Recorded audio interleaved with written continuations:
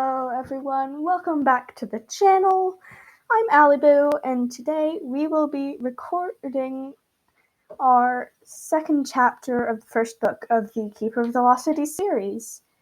So it's our second video. You can check out our first one on the website that I will have linked in the description. And so here we go. Chapter 2. This next second was a blur. The car swerved right, missing Sophie by inches, then jumped the curb and sideswiped a streetlight. The heavy steel lantern cracked from its base and plummeted towards Sophie. No, it was her only thought as her instincts took over.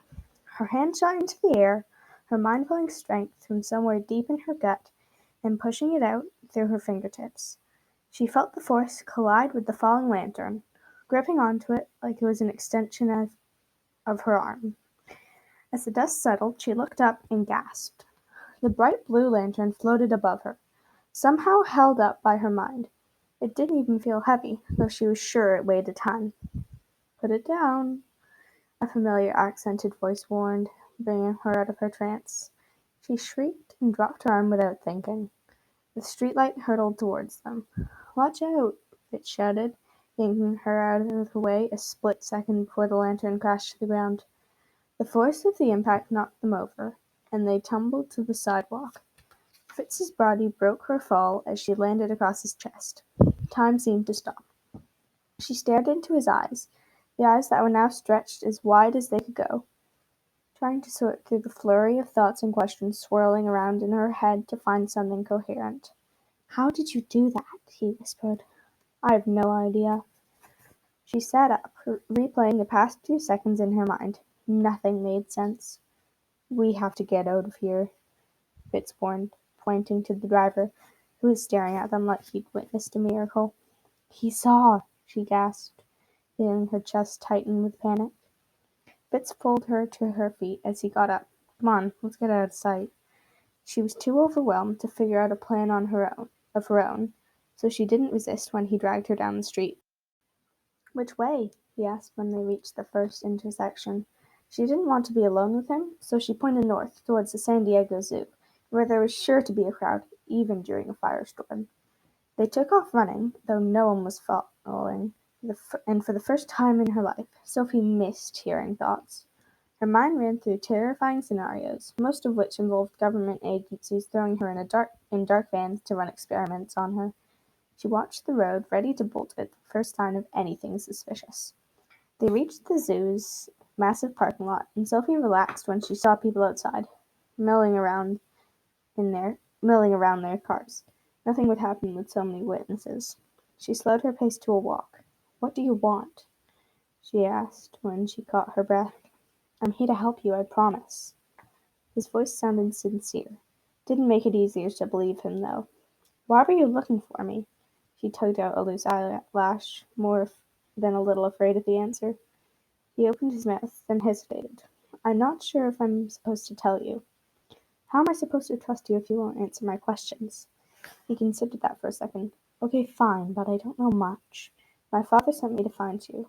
We've been looking for a specific girl your age, and I was supposed to observe and report back to him, like always.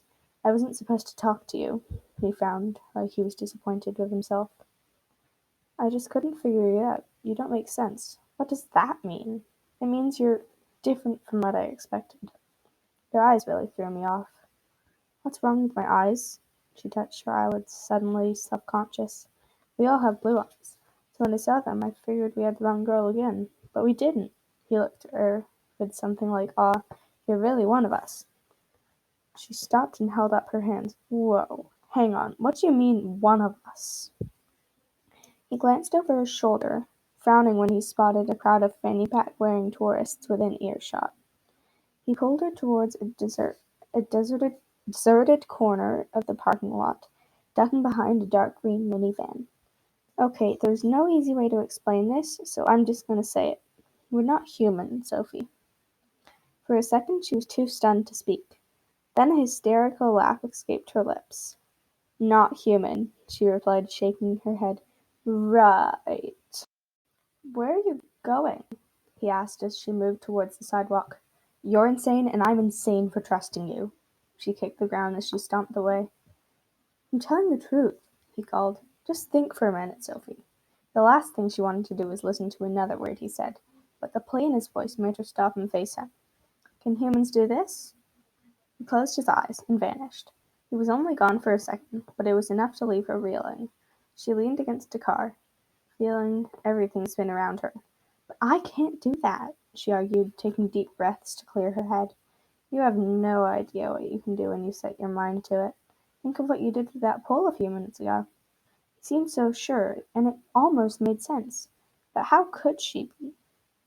How could that be? And if she wasn't human, what was she? Okay, everyone, that's the end of this episode. So I hope you enjoyed it. Make sure to be on the lookout for the next one, and don't forget that I will be putting the link for the website in the description of the video so that you can go and find any of our videos if you want, because they will all be on that website. So, bye, see you in the next video.